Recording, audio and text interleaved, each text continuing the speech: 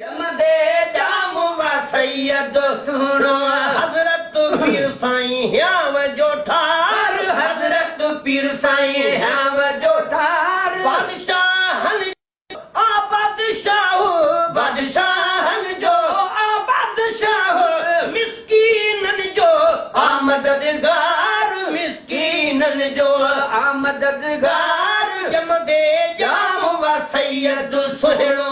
सिंध में जिन तारीख़ साज़ शख्सियतन जन्म वरतो उन्हनि में पीर पागारो भी एक अनमोल किरदार है।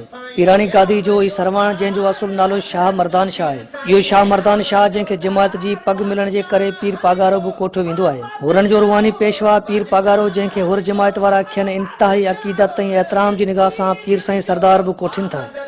22 नवंबर 1928 ईस्वी धारे सिंध जे सपूत शहीद सुरह बादशाह जे घर में जन्म वठंदड़ पीर पागारो जंहिंजी बालकपण खां वठी उमिरि जी हद ताईं हिकु तारीख़ रक़म थियल आहे।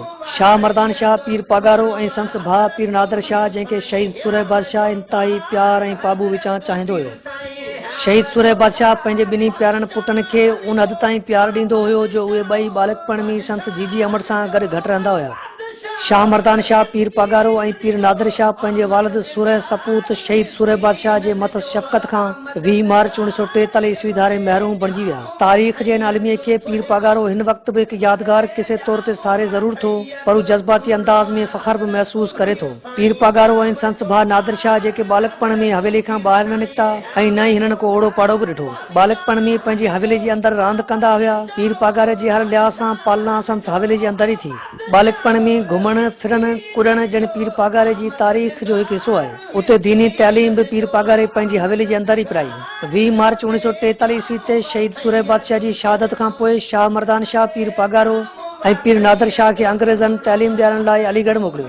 1946 ईस्वी जे शुरूआत वारनि ॾींहंनि में ॿई भाउर अलीगढ़ पहुता, जिते सिंध जो मुहक़िक़ डॉक्टर नबी बख्श बलोच, ख़लीफ़ो फ़कीर आकिल हिंगरो ऐं ॿिया बि उते तैलीम हासिल करे रहिया हुआ। अंग्रेज़ गोरनि खे इहा ख़बर पई त हुर जमात जा कुझु शागिर्द हिते तैलीम हासिल करे रहिया आहिनि, त पोइ शाह मर्दान शाह पीर पागारो ऐं संस भाउ पीर नादर शाह खे उतां खां अलॻि कयो वियो।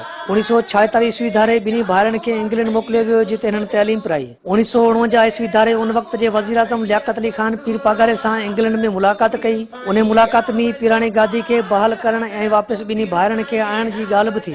लियाक़त अली ख़ान जे वज़ीर आज़म वारे दौर में हुर जमात जी पीर पागारे जी गादी बहाल थी। 1950 ईस्वी जी शुरूआत में शहीद सपूत सुरह बादशाह जा जलावतन कयल ॿई पुट शाह मर्दान शाह पीर पागारो ऐं पीर नादर शाह हिकु महीने लाइ ॾे मोटी आया। पीर पागारो ऐं पीर नादर शाह इंग्लैंड मां ॿीहर 4 फरवरी 1952 ईस्वी ते वापसि ॾे वरिया।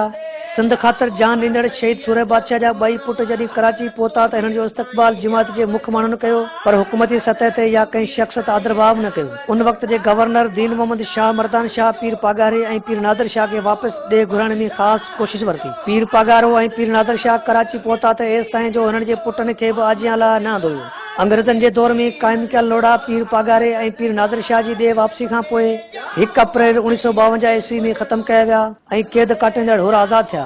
पीर पागारो ऐं संस भाउ पीर नादर शाह जॾहिं वापसि ॾे मोटी आया त उन वक़्तु पीर जो ॻोठ में हवेली ऐं कोट मसमार थी चुका हुया। पीर जो ॻोठ में उन वक़्तु शामियानो लॻाए पीर पागारे खे विहारियो वियो ऐं उन वक़्तु पीर पागारे खे हुर जमात जे 7 रुहानी पेशवा तौर ते पग ॿधाई वई। तारीख़ मां पतो पियो आहे त पागारे जी पग हमेशह खां ई मोबी पुट ते ईंदी हुई। उन करे हुर जमात जे ख़लीफ़नि ऐं उन वक़्त जी सरकार मूजिबि पीर पागारे खे पग ॿधाई वई। पीर पागारे 1953 ईस्वी धारे सियासत जी शुरूआत कई ऐं सियासी मैदान में पेर पातो।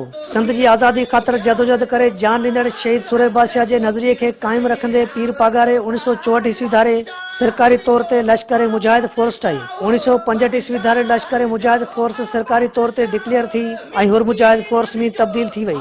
1965 ऐं 1971 वारनि ॿिन्ही लड़ाइनि में हुर फोर्स जंग बि विड़ी। ॾुखनि ऐं ॾोलावनि वारी ज़िंदगी घारे वॾो मुक़ाम आणंदड़ पीर पागारो पंहिंजे सुठनि दोस्तनि में मटियारी जे ज़ुल्फ़िकार अली शाह जामोद खे सम्झे थो। उमिरि जी हिन हद में पीर पागारो पीर ऑफ हालानी सईद वसीम शाह खे बि इंतिहाई वेझो सम्झे थो। पीर पागारो जेको जिते शहीद ज़ुल्फ़िकार अली भुट्टो जो वेझो दोस्त बि रहियो, उते सियासी इख़्तिलाफ़ पैदा थिया। भुट्टो साहब ने धोखा खाया जी। अच्छा, जाम शादी के लिए और दूसरे जो थे वो कहते थे पीर साहब डरपोक है, ये है वो है, इस बात से वो कुछ आके जब फॉरेन प्रेस वाले आए अली इस्लामाबाद में, तो मैंने पीएनए वालों को कहा तो भाई कल पेशी है, क्या जवाब देना है उनको। उन्होंने कहा कि हम आपको कल देंगे। जब मैं कल से का से कल ॾिनो कुछ भी नहीं था। आपने वहाँ प्रोफेसर गफूर जिंदा है उससे पूछो, ये उठ के जाके लिख के कुछ दे आया तो ये रिलीज कर दे। भुट्टो साहब ने, मैं हार्डले हाउस में था तो खत लिखा, कोई 1.5 पेज का। फिर मैं जब ये 6 मिनिस्टर्स निकाले गए, सिंध की मिनिस्ट्री में चेंज आया, फिर मैं उधर चला गया। 54 में मैं इधर चला गया ना, उस घर में, बाहर पर नहीं, यहाँ कराची में घर था। तो ये वहाँ मिलने आया था मुझे इस्कंदर मिर्जा से। वो आया कि वो मुझे टाइम ही नहीं देता। एक दफा पहले टाइम दिया था, दूसरी बार ना इसने मांगा, जीता नहीं।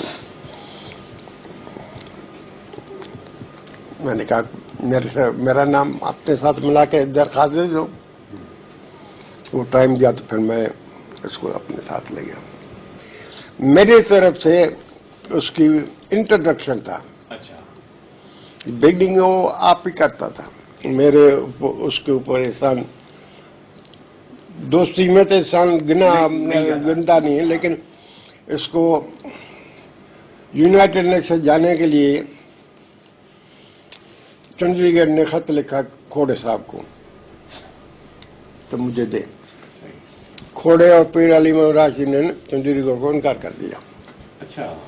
क्योंकि उस वक्त कानून ये था कि सूबा रिकमेंड करेगा, सही प्राइम मिनिस्टर नहीं मांगेगा, सूबा करेगा, सूबे ने इनकार कर दिया। जब वन यूनिट बना तो